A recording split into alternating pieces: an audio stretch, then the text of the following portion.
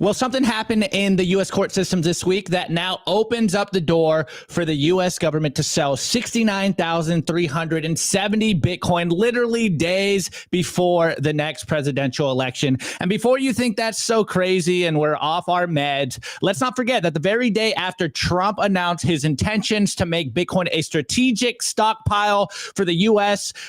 government moved some of the Bitcoin to another address. And if they weren't going to sell that Bitcoin, why would they be moving their Bitcoin just weeks before the presidential election? If you're a Bitcoin holder patiently waiting for the next leg of the Bitcoin bull run, you have to watch what we have to show you today. You may be getting some cheap sats on the horizon. So before I get into the news story, I do want to bring in our guest, the legendary 3D printer Rick from Crypto Cloaks, and our boy, our co-host, Brandon Gentili. So let's get into this news story, guys. Let me pop this up for you guys so you guys can follow along with us. So if you don't know what's going on over there on the Twitterverse, it looks like the U.S. Supreme Court has knocked out a case over the $4.4 billion at Silk Road. So here's a title from Cointelegraph. U.S. Supreme Court knocks back case over $4.4 billion Silk Road Bitcoin. The top court in the U.S. won't hear Battleborn Investments case claiming it purchased rights to 69,370 Bitcoin seized by the U.S. from Silk Road. So diving into the article, the United States Supreme Court declined to take on a case concerning the ownership of that Silk Road Bitcoin worth approximately $4.38 billion that the U.S. seized from Silk Road. The request for review was brought by Battleborn Investments, a company that claimed it had purchased rights to the seized Bitcoin through a bankruptcy estate. The Supreme Court refused to hear the case, and that could clear the U.S. government to sell that stack of Bitcoin. Battleborn previously failed to convince a district court in 2022 and an appeals court in 2023 that it had acquired the Bitcoin through a bankruptcy claim after Silk Road was shut down in 2013. It got denied out of a San Francisco appellate court, and last year in 2023, claiming they didn't have a valid case to the BTC Hall. And this is the crux of it. The Supreme Court's decision means that the U.S. government's civil forfeiture action is now far more likely to succeed, allowing it to sell all of that Bitcoin. We've seen that the U.S. government already moved about $2 billion worth of that Silk Road linked Bitcoin on July 29th, again, literally days after Trump announced that strategic Bitcoin reserve. And the transfers were tied to the Marshal Service, which used Coinbase Prime to custody seized cryptocurrencies, aka Bitcoin. Obviously, if the government sells 69,370 Bitcoin, it's going to be a considerable amount of selling pressure and market volatility. We've seen this play out. Remember, a little while ago, the German government sold about 50,000 Bitcoin, or at least part of the German government sold 50,000 Bitcoin. It's probably why we've been in such a long bear market. Again, it's not clear what the U.S. intends to do with this coins. Again, Trump said he was going to announce, or rather build, a strategic Bitcoin stockpile should he win in the election in November 5th. And we haven't heard anything come out of Kamala Harris. She hasn't said anything about what they're going to do with that seized Bitcoin. Of course, if you don't know, you haven't been in Bitcoin for a long time, Silk Road was created by Ross Ulbricht. Hashtag free Ross, day one, who's serving a life sentence for, we're not even going to read that last part, for creating a website. And again, Trump promised to release Ulbricht. So very interesting. Again, guys, you could say we're fighting here, oh, more FUD. I saw someone in the chat saying, oh, more FUD from these guys. No. Guys, what happened now is they are opened up to potentially selling that Bitcoin. And we've seen that the U.S. government has actively and verbally committed to selling all of that Bitcoin. They sold some this year.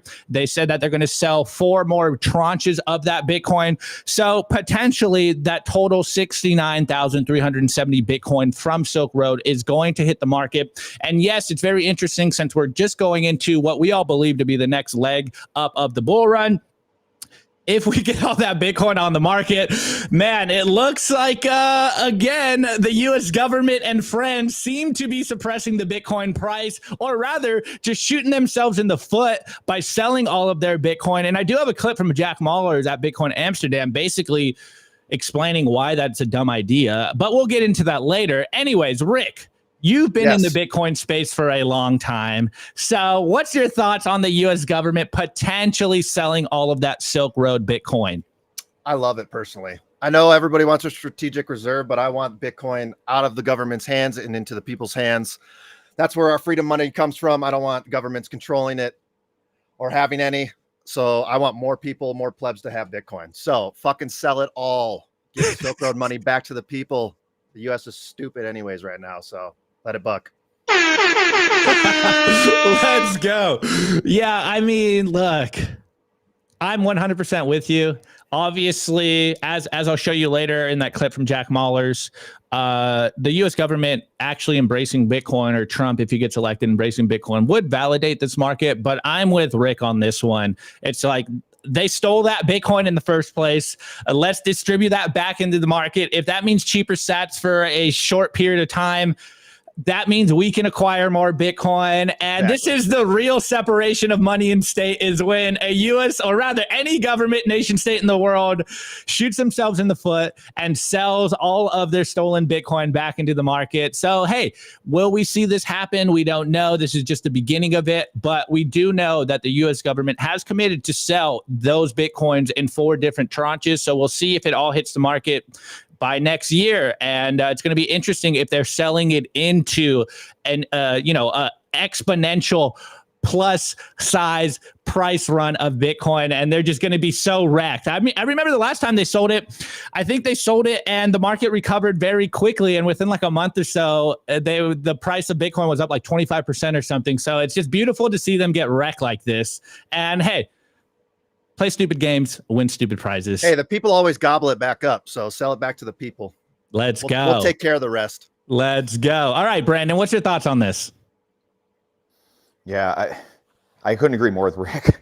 What Rick said. I mean, there's not too much more. My 2 sets besides that are, it's really important to go watch OGs, older Bitcoiners too. This is going to be kind of ironic with what I'm about to say, but when you have people that have wisdom, generally older people, right? These aren't absolutes, but when you go watch the older people, whether it's a Sailor or whether it's the Bob Burnett's of the world or the Larry Lepards, these are guys that have been through, the fiat their entire life for a lot longer than I have, being 37 years old.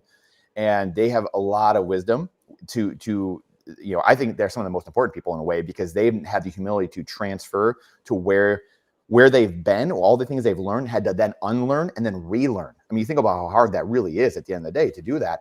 And it's a little bit easier for younger people to do. But at the same time, right, you have this group, this cadre of wise Bitcoiners. And then you have this hippie bubble. And, like Rick said, I mean, the government, what you're, taking the Bitcoin through these illicit means, will say, they need to go buy it, use the money printer or whatever, do something at least to purchase actual Bitcoin. But in saying that, the big thing, like people, doom or FUD, it's like, no, at the end of the day, life is going, we talked about this offline. Life is going to be so different 10 years from now. You can't even imagine, again, offline, we're talking about AI and 3D printing, obviously, and that combined with Bitcoin, those 3 things, that triangle, that trifecta is going to, 2034, 2032, 2036, you're not going to recognize the world you live in. That's how far and different things are going to be. And really, in wrapping this up and landing the plane, the 3D or the hippie bubble, as we talked about many times, is really popping. And it's the hippies generation. They are the ones controlling all of academia, all of politics, every company, you name it. They are in every walk of life leading things. And as that changes and they go into the sunset, they are not controlling things anymore. And guess who's there to take the place, right? Some Gen Xers, a lot of millennials, some Gen Z, they're taking that place over the next 10, 15 years. And we can't even comprehend the change that is coming because of this. So that's my 2 sats on it. I think that, again, Rick kind of hit the nail on the head, but I just wanted to expand on that. Yeah, 100%. I mean, as we've been covering as Bitcoiners for a long time, this is the great distribution of wealth that's playing out right now from the analog world into the Bitcoin world or the digital world. And if you are a young person, I think it's basically your duty to take advantage of this and, start stacking Bitcoin. But there is a good comment in here in the chat, which is one of the ironies that I always notice when we see the government talk about Bitcoin or sell their Bitcoin. So forgive me because I'm going to butcher your name, but Vershale Tyus, I believe. Sorry, bro. The government is such a conflict of interest. They don't want us to have it, but yet they're going to sell it. Like, sell it to who? What is going on here? And you really see the hypocrisy coming out of the governments where they're like, yeah, you know, we got to protect you. You can't get into Bitcoin. We got to do Operation Choke Point 2.0. So you can't even get capital into Bitcoin. But hey, we got all this Bitcoin and we're just going to sell it to you guys. And we're just like, so what is it? Is it money? Is it just an investment? What are the rules here, U.S. government? Obviously, as long as the U.S. government can profit from it, they're like, yep, we're going to sell this. And we're like, thank you. Give me them cheap sats. Give me them cheap sats. I mean, they got to try to pay off the debt somehow, which is impossible, but they'll try anything. Yeah, don't point out their hypocrisy, guys, because they need to make their money too.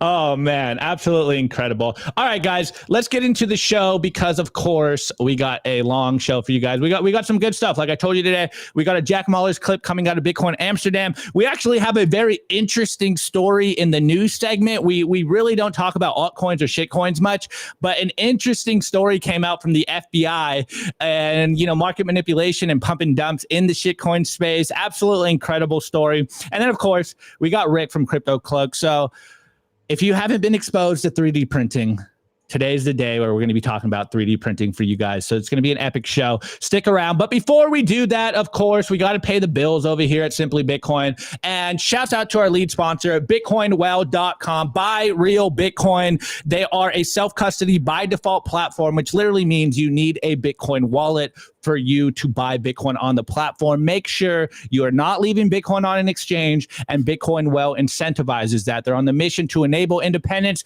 If you want a full recap, watch yesterday's show. We had Adam, the CEO, come on. Just absolutely love when Adam comes on. And of course, guys, scan the QR code and you can use the promo code SimplyBTC to get 3 tosses into the Bitcoin Well wishing well. And what is that? It's just a game, a little gamification over here. You throw some coins in and you receive some sats back. You have a potential to win 1 million sats, and we got a 2,100 sats. Scan the QR code. First come, first serve. On that note, boys and girls, let's get into the rest of the show.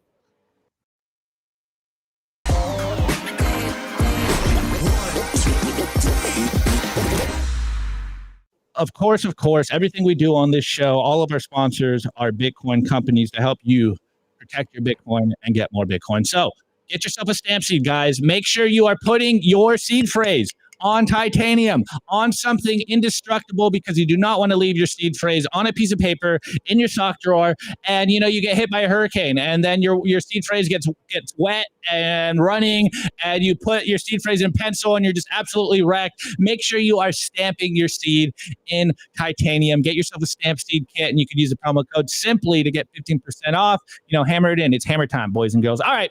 Anyways, let's move on. Of course, this is the numbers. So we got to go over some time chain stats. We're over here on Clark Moody's dashboard. Oh, no. And the Bitcoin price is currently $60,500. It looks like we're trending back to 58K, guys. I guess it's 58K forever. Absolutely devastating over here. The stats per dollar, aka $100 worth in Bitcoin, aka how much Bitcoin you can buy for a single dollar, is currently at 1,653 sats, or for the bits maxis in the back that no longer yell at me, 165 bits. I really hope the bit stats debate comes back around because it's always so fun to see people pick sides on that one. It's hilarious. Anyways, the current block height is 865,052. The current market cap in fiat terms is $1.2 trillion.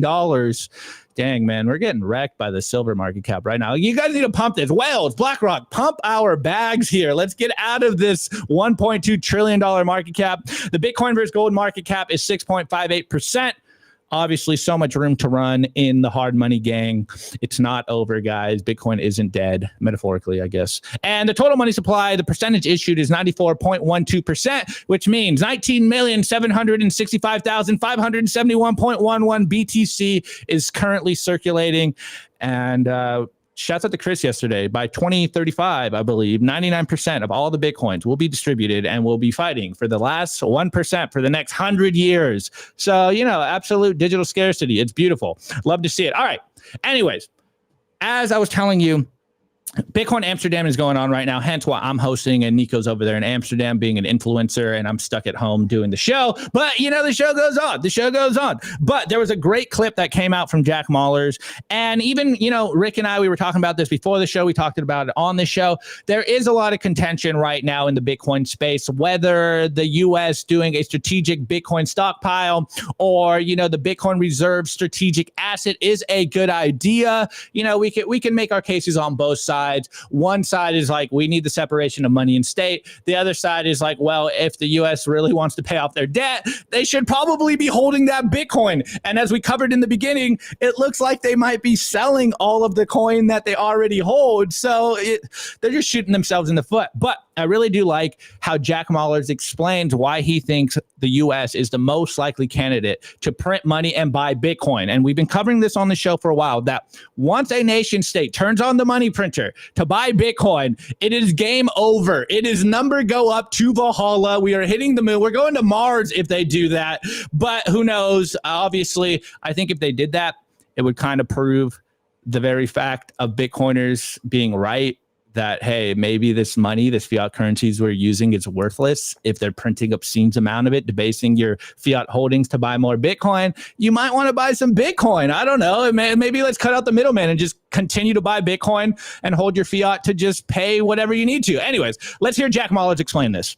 I think the next big step would be if a government that has the ability to print and debase and uses a central bank to manipulate and control and influence the time, energy, effort, and labor of the populace and of society, if a government that has that power is able to buy Bitcoin and acknowledge it, not even the legal tender part, just acknowledge it, own it, and validate it, that would be a huge deal. And I actually think the United States of America is probably in the best position to do that, and where I think they're the most likely candidate because they have the world reserve currency.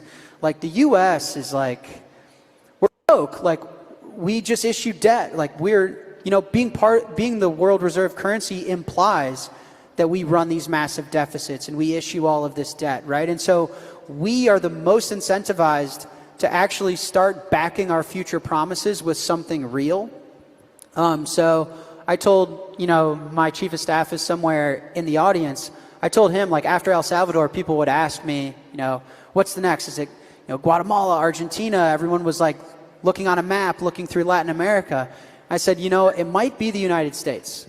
Bitcoin's very American. And the United States, in theory, is technology, innovation, inclusion, equality. Every node on the network is treated equal. You can come and go as you please. So maybe I'm manifesting a little bit. Maybe this is less of a prediction, more of a hope.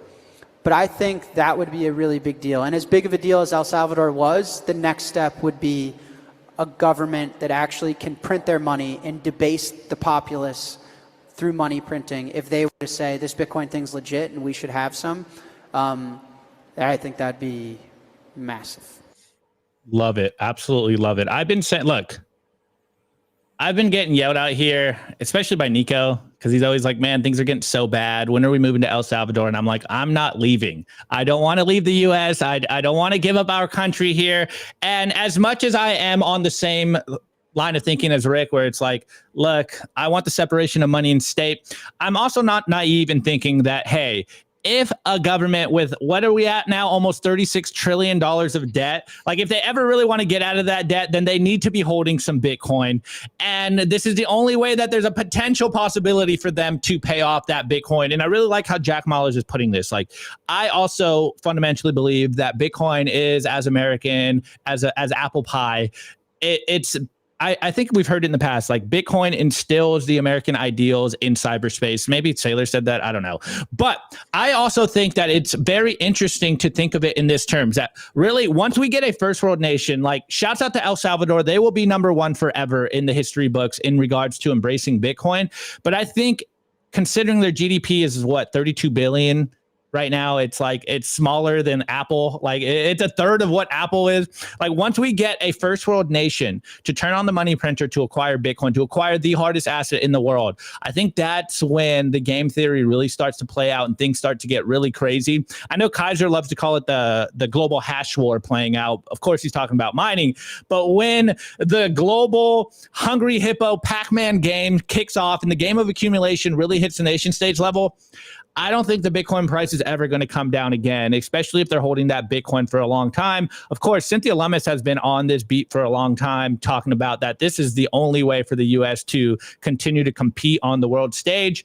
Though, as we've seen throughout this whole year, it seems like the U.S. wants to crumble. It seems like they're doing everything in their power to stop Bitcoin adoption. So are we going to see this happen? Who knows? But I do agree with Jack on that point. If they want to stay competitive, and they are really the most incentivized to do this, considering that countries around the world are looking at treasuries and bonds as very skeptical. We're seeing the BRICS nations drop them. Like no one wants to hold U.S. debt anymore.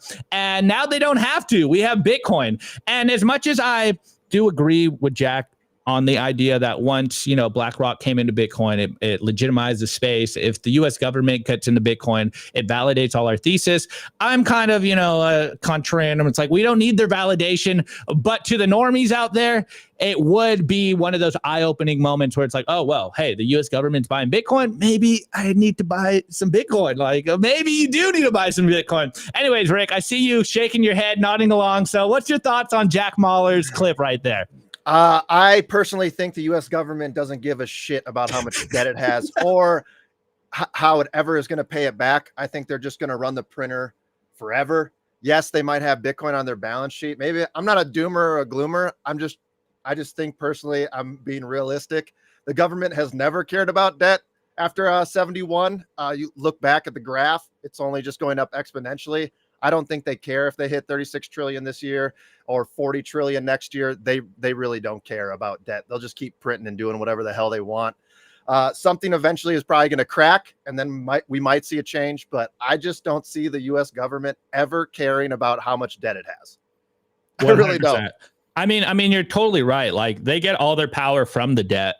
And they're incentivized, especially in the fiat system, to just keep printing. We all know that the best strategy in the fiat traditional world is take out as much debt as possible, leverage that, put it into assets.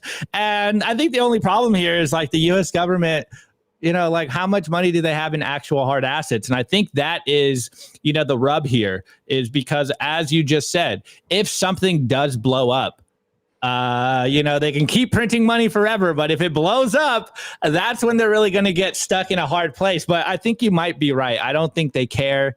I don't think they really are worried about the debt. They're just going to continue to inject as much liquidity into the system as possible until eventually it gets to a point where everyone's like, you know what, I'm fed up with the US debt. I'm dropping it. We're seeing beginnings of this. We're seeing the talks in the BRICS nations right now. So I think we're in the early innings of this, but hey man, once they turn on the money printer to buy Bitcoin, like, oh my God, we're not just number go up maxis here, but that would mean number was going to go up at like literally Omega candles coming soon times 10. Oh, that would be a glorious day. Though it would make us feel a little icky, like it'd make us feel a little weird on that point. But anyways, Brandon, what's your thoughts on Jack Mallers?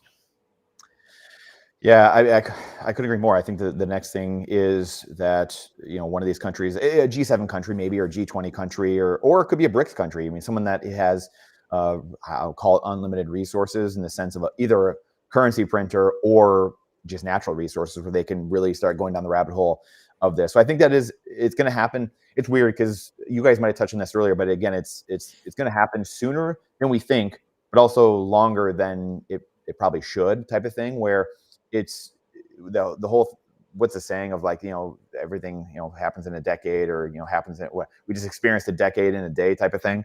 That's going to happen. I mean, you look at, like, I think it was Dante the other day right here, with Bitcoin and Simply, right, on the channel, and talking about Putin. And I mean, that was, if no one saw what he had said, like his quote, holy cow. I mean, that was maybe one of the strongest statements I've seen from Putin, maybe ever. Basically just saying the dollar is a complete fake and we're going to take it out, in essence. Long story short. So people, the confidence, it made me think of something you guys are talking about too, with like the bond market, everything. That's all confidence as well, right? If the legal system, I mean, people look at America, and the confidence in the dollar is many things. It's not just, oh, they're printing it. It's also the legal system. It's also the people that are there. We've had a brain drain here in America. I've seen it here growing up in Michigan. We saw over the last 50 years, people leaving the city of Detroit. It was once, the 50s, 60s, 70s, the richest, wealthiest, biggest city in the world. And then it just drained out, right? The people started leaving. They're like, whoa, what is going on? Because the legal system started getting out of whack, and homelessness, and all these drugs being implemented into the city. Like all these crazy things were happening because of terrible leadership. Well, people leave. That happens at a country level, not just a city level. And that's something that no one talks about. And people around the world look at that and they say, hey, all your smart people are leaving. They're leaving states, they're leaving the country, and your legal system's a mess, and you're just attacking people politically. Why would I want to buy your bond? Right? Why would I want to hold your dollar? And that's what the rest of the world is seeing to a degree. But it still might take 5 years, 10 years, 15 years, right? And it coincides with the hippie bubble, changing demographics. So Jack is, at the end of the day, I could talk for hours about this topic just because it is the true macro picture. But Jack is, I think, spot on. It's gonna happen. I think USA is gonna be up there because we're gonna have a real change in leadership in the next, call it 8 years, 12 years, and we're gonna have people starting to do what should be done. I mean, optimism. Sorry. Yeah, you want to do the black pill version, Rick? I'll try not to. Like I said, I'm not a doomer. I'm just trying to be a realist, man. It's crazy. Yeah, no, 100%. They don't care about the debt. Yeah, they don't care. They don't care until they're going to care, right? Like we've kicked the can down the road for how 50 years, really call it 100 years in a way, or 110 years since the Federal Reserve. But at some point, the last 50 years, the crash has happened. The WTF happened in 1971. People did we use it as a meme, but that really has been the and we talked about it a couple of weeks ago when I was co-hosting as well. And that's been the crash, like that we've gone through a crash. We might go through an even more violent one, a really quick violent one potentially, but we've been through the crash. I mean, again, we look at the amount of families that are broken apart. We have we have no farmers, but we have all kinds of hospital administrators. We have all kinds of lawyers now. We have all kinds of people that aren't productive in the. Oh, sorry, after you talking? No. You're good. Keep going. We're trolling Rick in the chat right now. All right, good. So anyway, that I think that's important to note, though, is that we've been through this crash, but the demographics, Rick, to your point, I'm white-pilled in the sense that the demographics is destiny at the end of the day, and the demographics changing is what is going to usher in, where they say science progresses one funeral at a time. Things are very slow because the hippie class runs the entire world, right? So, I didn't make that up. Don't come at me, but it does. I mean, adoption of these things progress one funeral at a time. That's life, right? That's life cycles. That's how life works. And the younger generations are sitting there seeing how much they've been screwed over, whether it's, it's not one person's fault, right? But seeing what's happening, that change is coming in short order, and it's going to be massive over the next decade.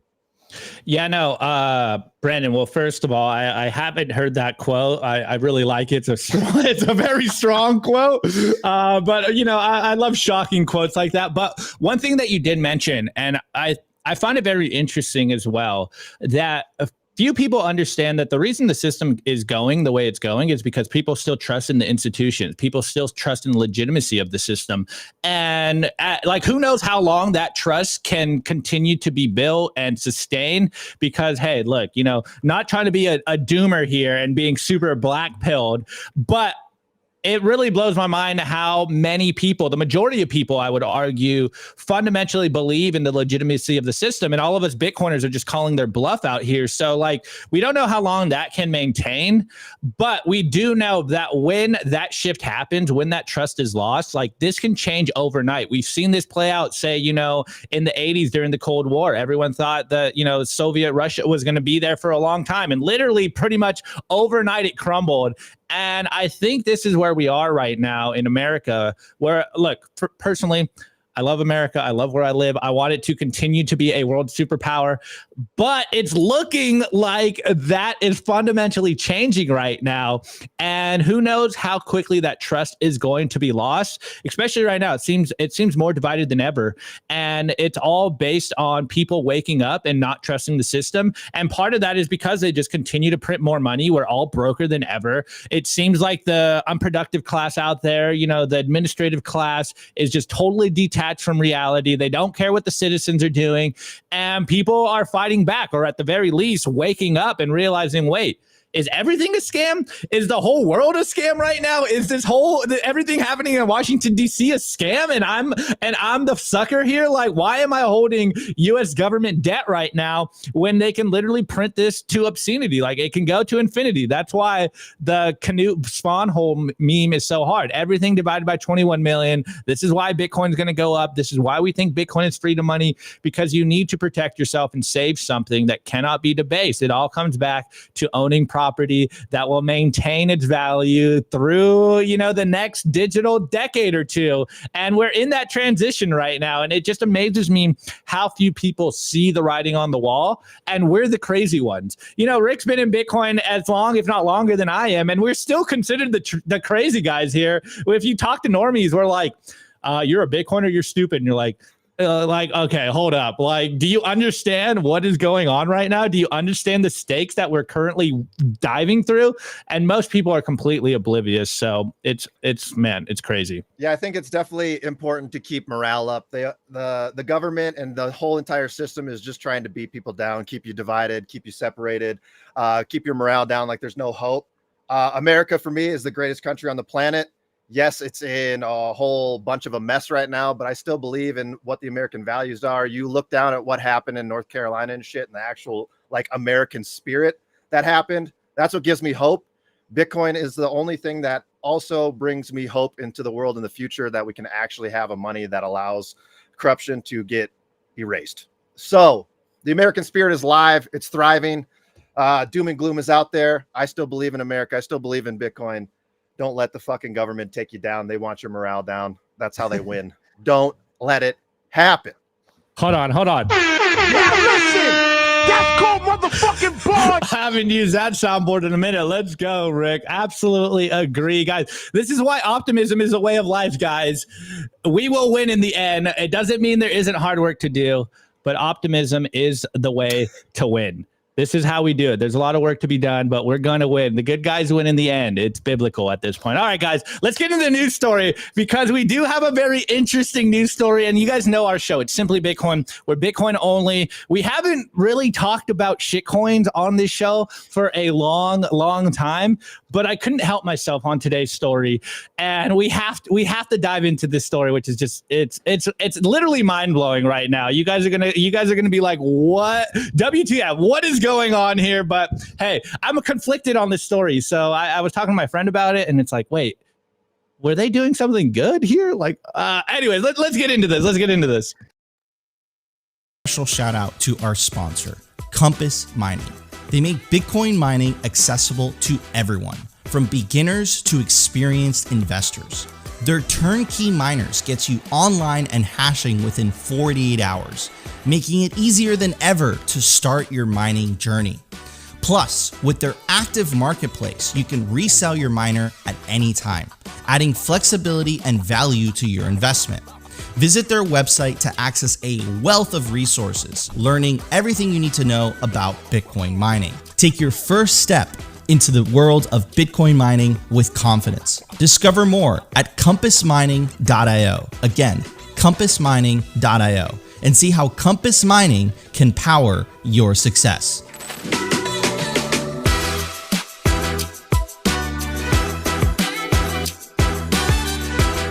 I want to give a shout out to our sponsor, Foundation. It's self-custody done right. They built a premium grade hardware wallet called Passport right here in the US, and it integrates seamlessly with their free app called Envoy.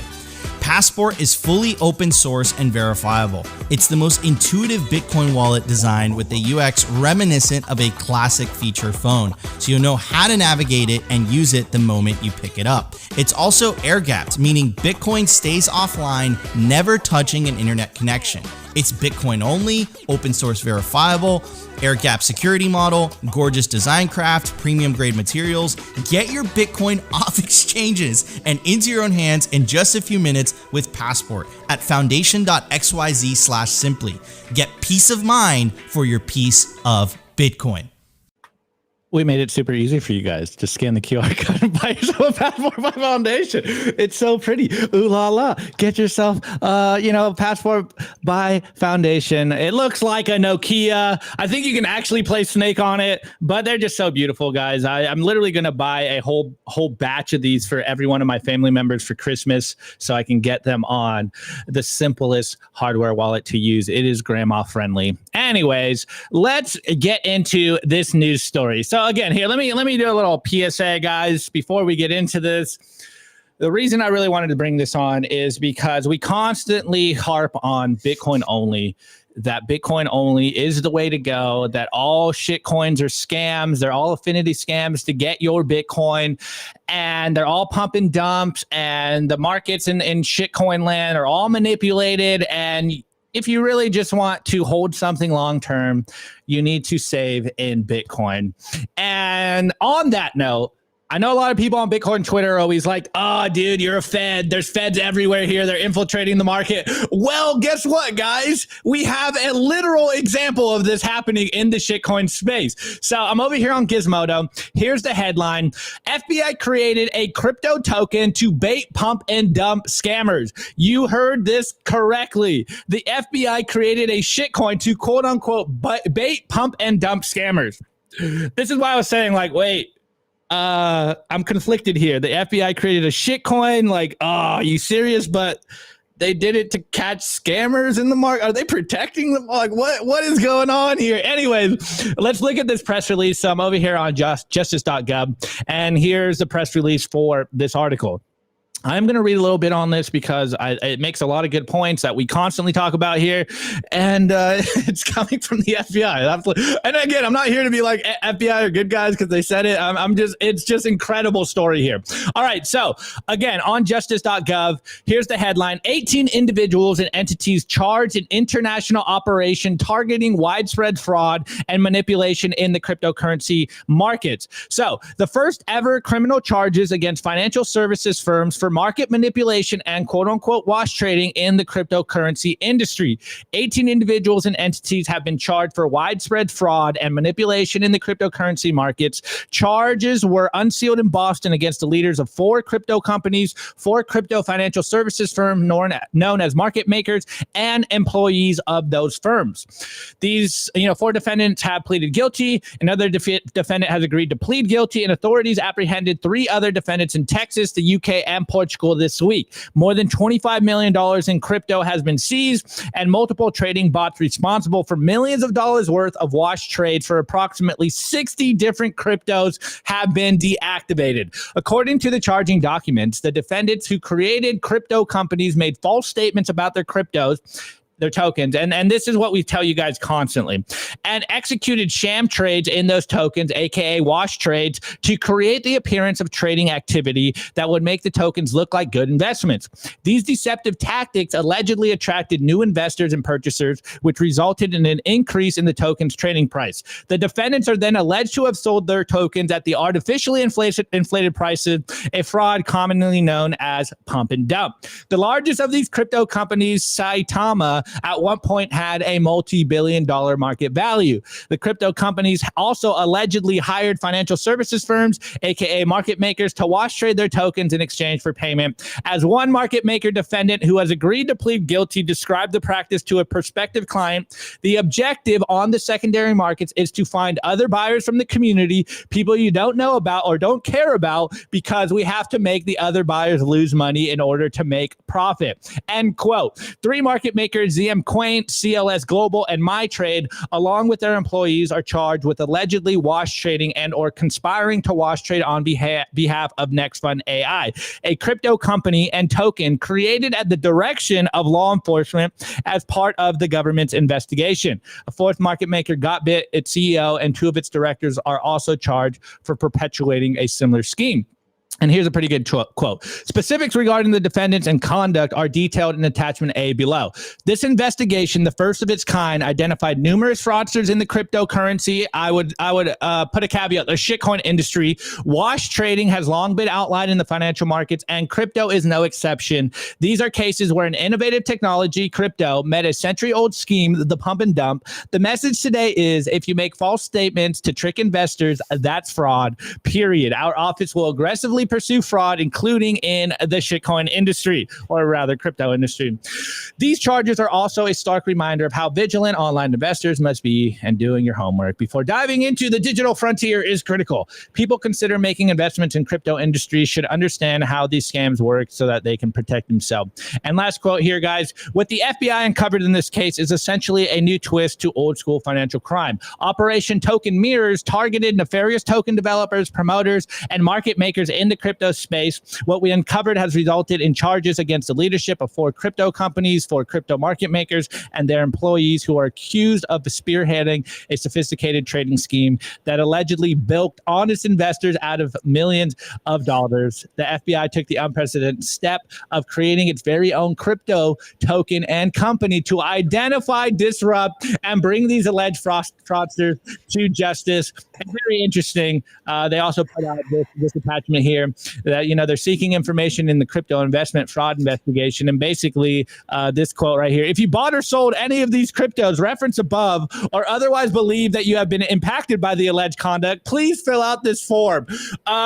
It sounds like the FBI scammed honest investors out here by trying to catch, fraud and market manipulators in the industry, which is just, I can't tell if it's hilarious or just outright nefarious at this point. But this is why we tell you guys, just buy Bitcoin, stack Bitcoin, hold it for the long term. So again, these charges allege that these individuals and companies promoted the following cryptos in particular through one or more fraudulent tactics: Saitama, Saita Realty, and Saita Chain, Robo Inu, VZZN, Lillian Finance, and NextFund AI, which was literally created by the FBI. And while all this came out, here's the TLDR, guys. Basically, it's just, this is insane. The FBI created their own coin called the NextFund AI token and enlisted the services of the firm indicted to catch them, creating a pump and dump coin to catch pump and dumpers. I can't tell if this is just absolutely hilarious or just ridiculous at this point, but it's a token created by FBI, operated on the Ethereum blockchain, and a security. And then the last interesting point of this, before I pass this over to Rick, is I'm not sure. This is by J. Connor Grogan on Twitter. And he goes, I'm not sure if the FBI realized this, but they doxed their wallets. Shortly after deployment, the wallet that's FBI wallet deployed capital to multiple other wallets, making dozens of trades. FBI wallets own at least 75% of the token supply, from what I can tell.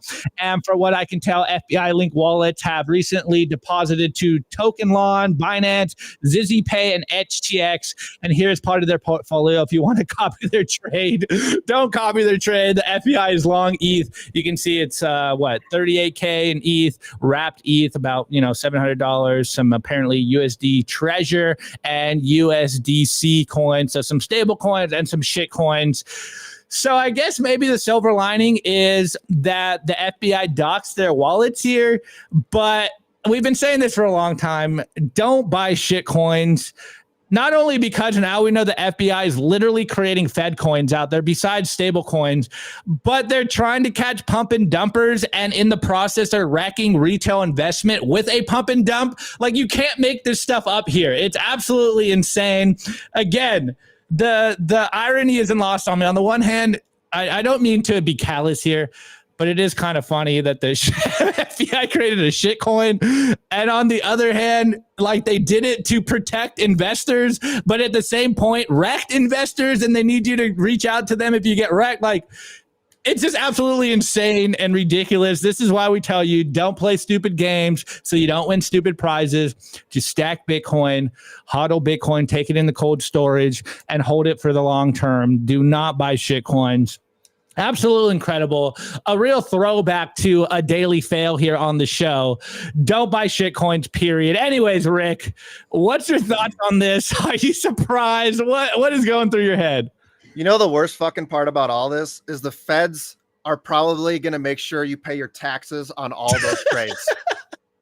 Not only do they scam the fucking people, they're also going to now make you dox your addresses that you've used and make sure that you've paid your fucking taxes to the IRS on all this fucking shit.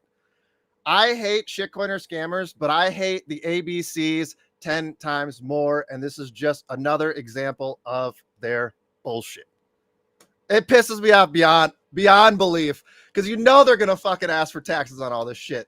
I can't.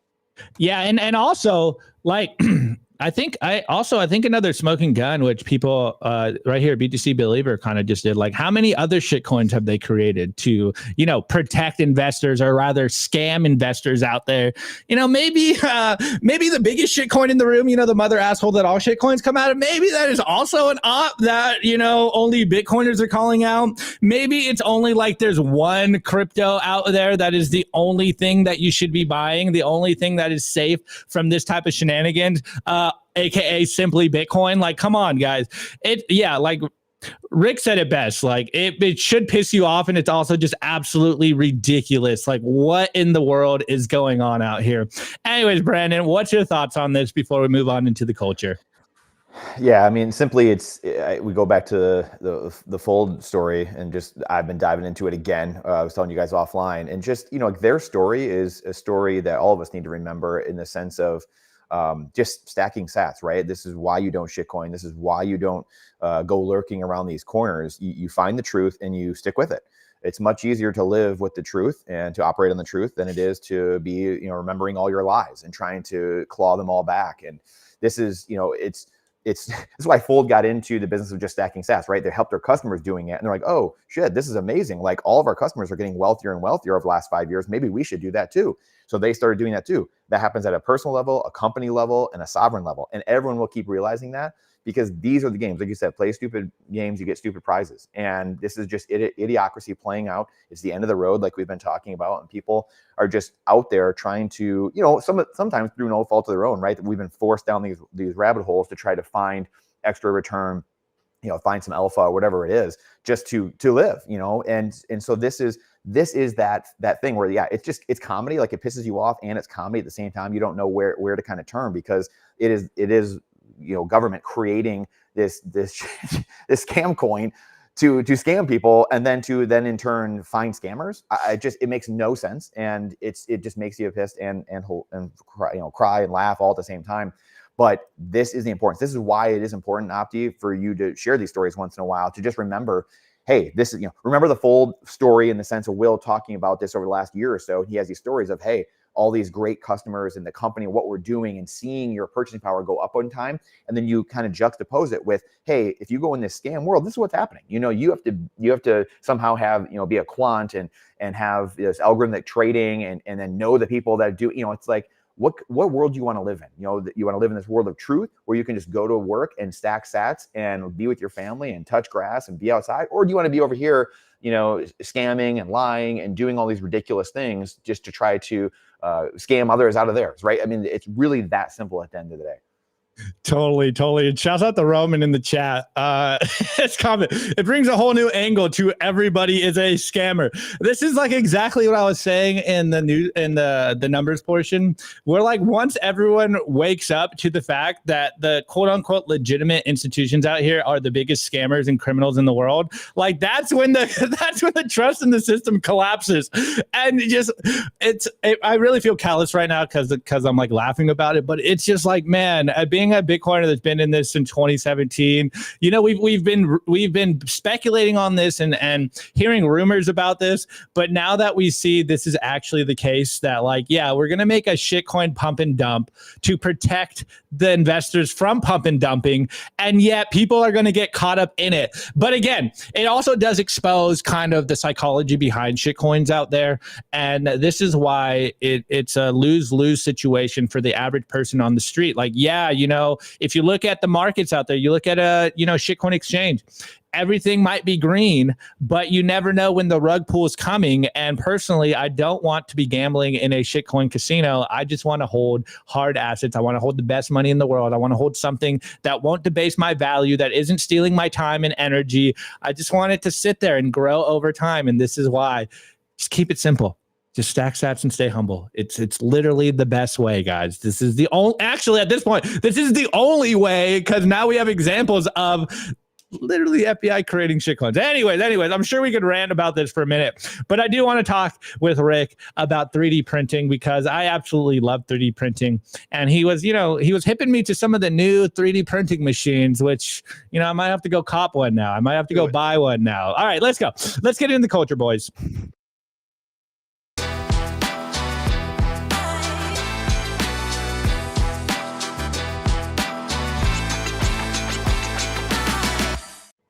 Alrighty then, boys and girls, make sure you go to orangepoapp.com. Stack friends who stack sats. As we are covering and been covering on the show, Bitcoiners and Bitcoin is going to take over the world. And you want to ensure that you have like-minded individuals around you, because this is how we win. I see this trend a lot where, yes, us Bitcoiners are communicating on the internet, but there's a fundamental difference when you interact with people in meet space. You can build these relationships. You literally build a new family, as far as I'm concerned. Some of my best friends are Bitcoiners that I've met on the internet and put them in meet space. And I know now that I'm never going to live a day without them. So if you're the sole Bitcoiner in your community, if you're the crazy Bitcoiner, none of your family listens to your Bitcoin rant, get on Orange Pill app, see if there's other Bitcoiners in the area, maybe start an event, see what you can do on the grassroots community level. Go to orangepillapp.com, stack friends who stack sats. All right, let's get into this. So let's do a little TLDR here, Rick, because I know you've been in the Bitcoin space basically since I got in the Bitcoin space, but you're telling me you've been unplugging and touching grass and hanging out with the fam. So let's do a little TLDR. What is Crypto Cloaks and why did you create it? Yeah, so Crypto Cloaks is a 3D printing and design company. Started about 7 years ago, back in 2017. Used to be an industrial engineer for Genio Turkey, killing 35,000 turkeys a day and getting covered in blood and shit every day. And I got sick of that. And as I worked there for 7 years, I built up Crypto Cloaks, working 5 of it on the side, until I finally told the wife, hey, I think I can do this full time. Are we going to take the shot? And she was like, yeah, let's fucking do it. Why not? We had nothing to lose. So then I got to quit Genio Turkey, the corporate world, work for myself. And now I've been running Crypto Cloaks for almost 3 years full time, and I am loving every minute of it. Love it, bro. This is before I pull up like some of the stuff that you print. Yep. This is one of the things that I've noticed as well, is like once you start stacking Bitcoin enough, it really changes your mind from just like an employee or consumer to a producer and an entrepreneur. Not everyone is an entrepreneur. Not everyone's built out to be an entrepreneur. But once you start saving in Bitcoin, it does fundamentally rewire your brain. And you're like, wait, like, what do I want to do with my money? Like, what do I want to do with my life? Now that I have a stack and I've escaped the rat race, maybe there's some cool shit that I can do. Maybe I, can create something dope and provide more value into the world. And, it's just so interesting that you can just basically turn a hobby into a Bitcoin company that you were just telling me is now global. Like I remember you had like 10 printers, and now you're telling me you've got like 30 of them. Yeah. So it's so awesome to see, Rick. I would say don't even wait till you have a stack. Build it up on the side. That's what I did. I didn't even have a stack before I started the company or did the full thing. It's just build up something you're truly passionate about on the side in Bitcoin, and it will reward you 10 times.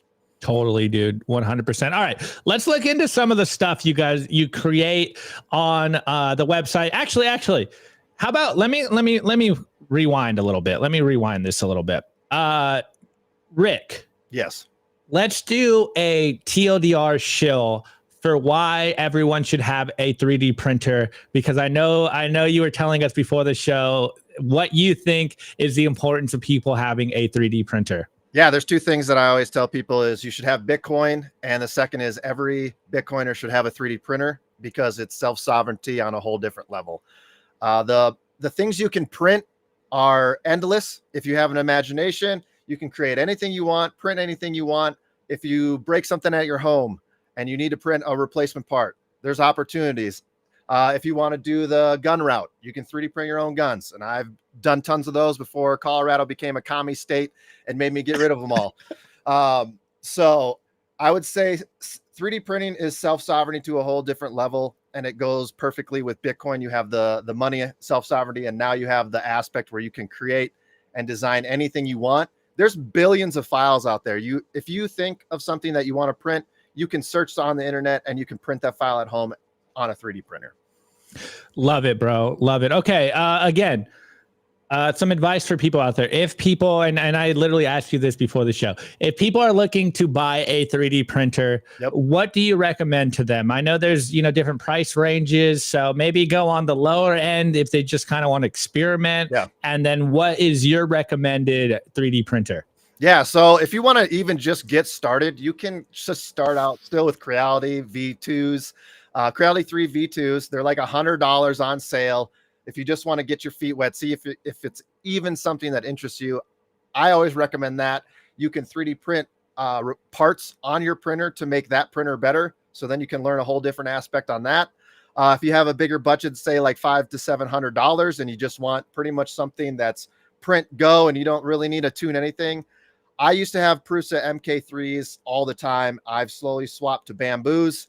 MK4s came out. They're great, but I'm just a Bamboo fan now. I would get a P1P or a P1S, and that's what I recommend now is the Bamboo P1P or P1S. They are super fast. The quality is amazing, and you can't go wrong. Yeah, man. I literally asked you this before the show because I bought an Ender 3 like, I don't know, 2-3 years ago, and I think I broke it. So I was like, I didn't take care of it well, and I'm pretty sure I broke it, and I couldn't get another print going. And so I asked you before the show, I'm like, all right, which one should I buy? I've heard the Prusa 10s are really good, but they're a little more pricey, and you're like, get the Bamboo, and I'm like, okay, this is more in the price range. You can get $700. I can do that. Yeah. Like you can get Prusa MK4s for probably, I think they're $1,100 pre-built or $799 for the kit, and then you just build it yourself. But honestly, I would just get a Bamboo P1P. Yeah, and you guys can see that's what he's got behind him right there. Oh, wrong hand. There we go. There's our whole row, and then it goes all the way this way on another rack. And I only have 4 Prusa MK3s now left. Let's go. All right, so you get a Bamboo, guys.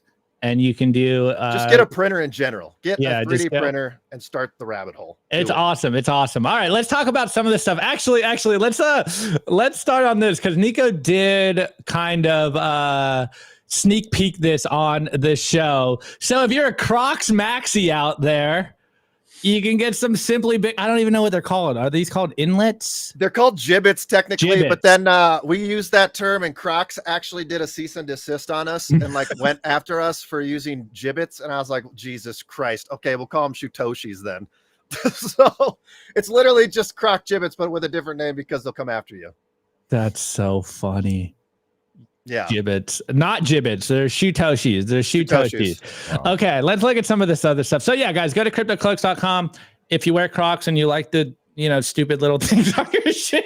I wear Crocs and I don't like them, but Nico loves them. He's all about it. He's the one that brought them back. I mean, we stopped making them for a year, and he's like, "Where the hell are they?" in all caps. And I was like, "Okay, we'll start them over again." So yeah, so you get a little Bitcoin logo, a little SD logo. What else you got in here? Nirvana smiley. Let's go. Yep. All right, let's talk about some of this other stuff. What's actually? I was gonna say what's your favorite product, but I'm guessing it's like being a dad and you can't pick your favorite child. So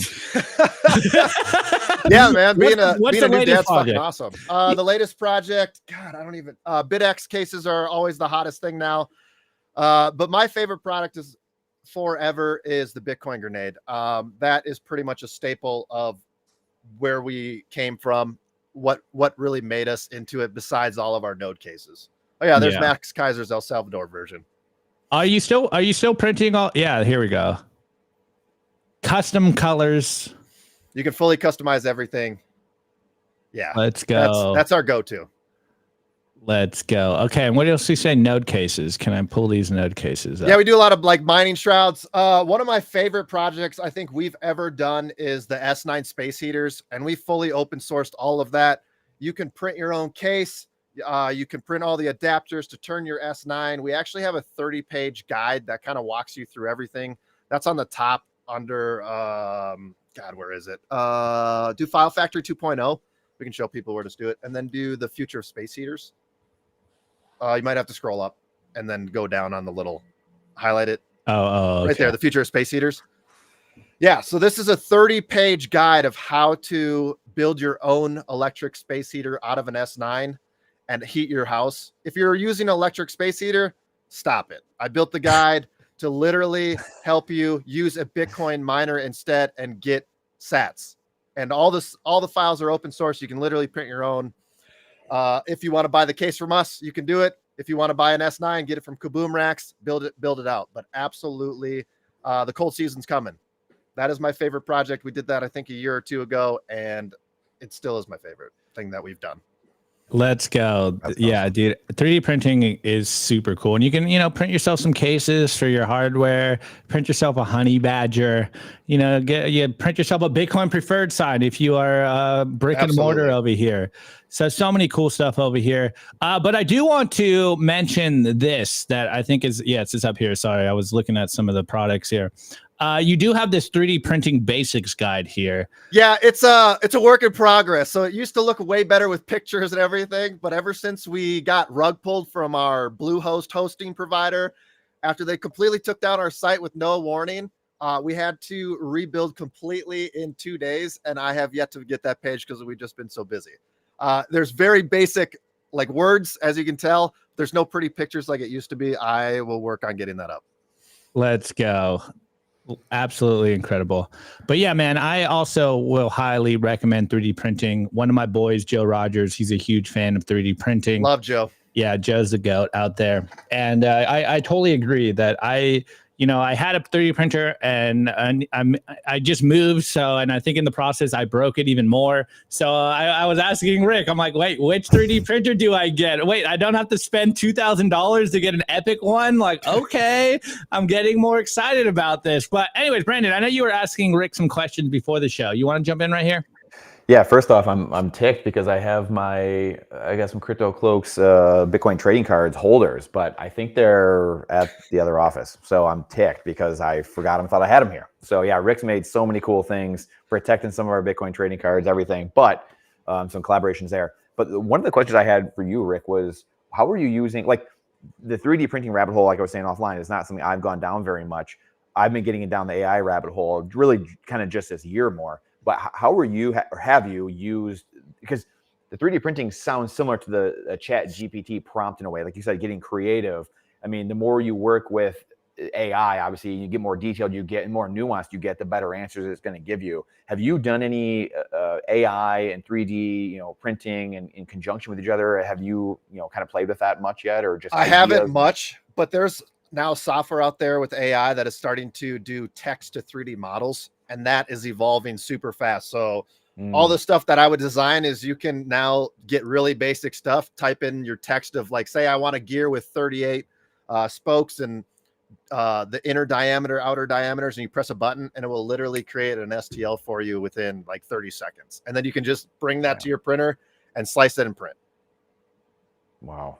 Yeah, it seems limitless with 3D printing in general. Yeah, I mean, like because with the internet and then 3D printing, it seemed limitless. But now with AI and what you can do and just helping you brainstorm or give you plans or blueprints or whatever, it's just like, holy cow, like this is limitless what you can end up doing with it. And we were talking offline too, where my working amateur theory for something like Amazon, for instance, is just that there'll be a materials fulfillment company, not giving you the product. Like you said, if everyone has a 3D printer in their home, which I believe they will in 10 years, then they're just going to be giving you got to get the materials from somewhere. So I'd love your thoughts on that, I guess, of where you get the materials and how that's going to be a whole different can of worms, right? Like, can I get some uranium over here? Can I get some, we're coming into these conversations we had probably really decades ago in a way. Now it's like people are looking for different material and what's legal, what's not. You know, it's just it's pretty wild what's happening in the 3D printing space just on based of materials. It used to be just plastic, where you used to shred up plastic bottles and make that into a filament. And now you can print with chocolate, you can print with metal, you can print houses with cement.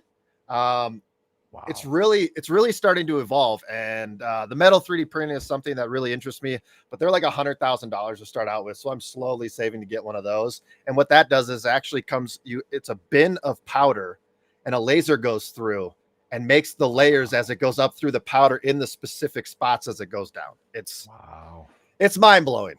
Wow.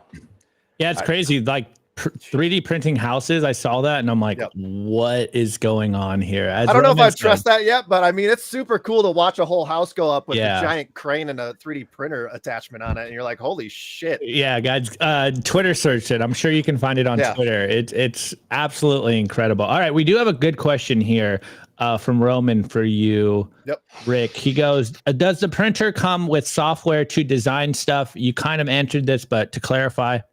Okay, so the printer itself, depending on what brand you buy with bamboo printers, it'll come with software that is the slicer software. So that'll actually take the 3D model, slice it up into individual layers, and then that will send the G-code file to the printer to print. For the design software, you can use free ones like Tinkercad or Fusion 360's, free for hobbies also. That's what I use. But you can only have like 10 different projects available at once. Or you have to pay for all the other stuff. But there's programs like Tinkercad and stuff like that where you can literally just start designing stuff, and those are free. Love it. All right, Rick, let's plug the Crypto Cloaks, your company at large. You were just telling me before the show that now you're not just in the US. So if we do have some, UK listeners, you might be able to get some of these products to you very quickly. So let's plug that stuff. So we have our website, cryptocloaks.com, Crypto Cloaks on Twitter, Crypto Cloaks on Nostr, Crypto Cloaks on everywhere. My personal account is RickV3D on Twitter. But we have a guy called Knoll Engineering, and he's out of Germany that is starting to print space heater cases. And now we're looking to add more products so he can start distributing those. There's a link on the space heater case to get to his website. I'm working with him to try to bring it to make it easier to go to him and order stuff. Let's see what else. I lost my train of thought. There's just so much. What was the other question?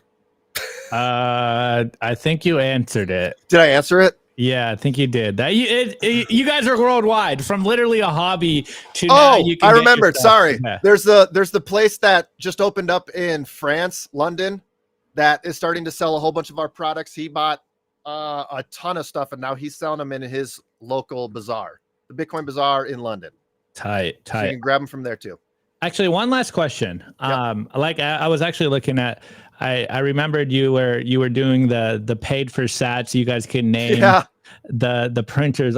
First one quickly. Are you still doing that, or does everyone have a name already? No, we still have, I think, 3 or 4 printers. Okay. And then the next question is pretty similar. If there's someone out there, like maybe not that technical, doesn't know how to create CAD files, can they send you stuff and you print for them? Like what's the process with that? Yeah, absolutely. So if you want us to design it, we'll design it. If you want us just to print something that you find on the internet, we can absolutely print that. What we do is we just charge $3 per print hour for whatever you send us, and then we'll ship it to you. Great.